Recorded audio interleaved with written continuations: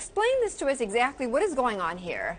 Right, so the SEC is alleging, or looking into, I should say, that Pimco marked these bonds up, but really it's the pricing service they use. And bonds are subjective, right? So the pricing service is looking at more liquid bonds and applying that pricing. And so when you do that and you're calculating your NAV, you get an immediate pop in the NAV because the price is... The net asset value, yes. Yes, it's priced a little higher. So that's what they're looking into. Now, this is pretty normal practice in the ETF industry. So to me, at worst, this is Pimco exploiting a sort of little loophole. An industry practice? Yes. Okay. At best, it's Bill Gross being the best bond manager in the world by providing extra value for the shareholders in the form of total return.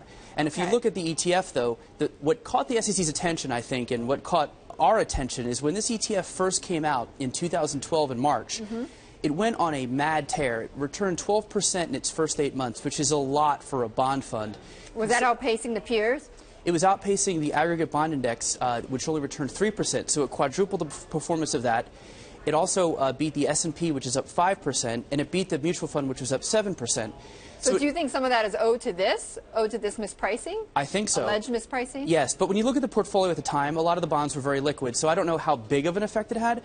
But the thing is, when you first start a fund, you don't have that many assets, so it has more of an impact, this thing, than it does, say, when you're bigger. So when you get big and this practice would become more diluted and would have less of effect, and that's why when you look at the ETF's performance versus the mutual funds since 2012, it's a lot more close. I mean, it's beating it, but not by the stretch it did early on. So let me just understand. This Pimco bond ETF, though, is it liquid or illiquid? Is it pretty illiquid?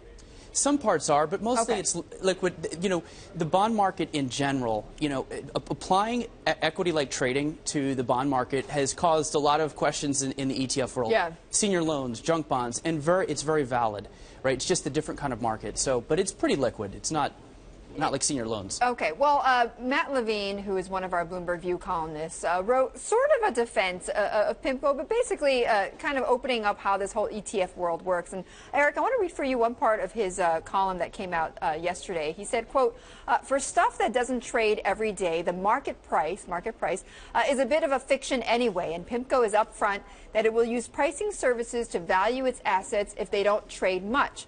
If Pimco thinks the price it bought at was wrong, and the price its pricing service provides is right, then why shouldn't it use that price? Right. If you're a Pimco shareholder, that's what you're saying. You know, I think the question here, and again, if you're a mutual fund shareholder, if you own PTTRX, the big mutual fund, and you see the ETF just literally doubling the performance of it in the first 3 months, you're like, hey, why aren't we getting some of this? So I think if the mutual fund had started off, say, 20, 30 years ago and did this, it would have had an initial pop. So it might not be a question of this being a bad practice. I think it's a good thing to do if you can get value for your shareholders.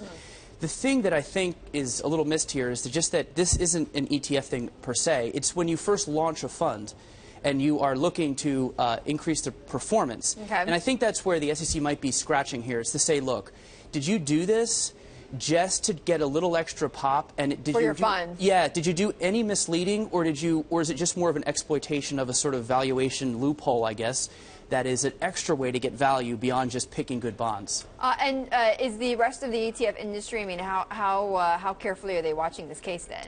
Very much. I mean, the Bill Gross ETF, he's a rock star. It's one of the biggest ETF launches ever. However, asset-wise, Bill Gross's ETF is $3.7 billion. That is only 1% of just fixed income ETF assets. So while he is a tiny on an asset level, in the realm of the actively managed ETFs, he's a big deal. Those assets are a quarter, and actively managed ETFs are supposed to be the next big frontier of ETFs. And Bill Gross is sort of like the first big successful one, so that's why they're watching.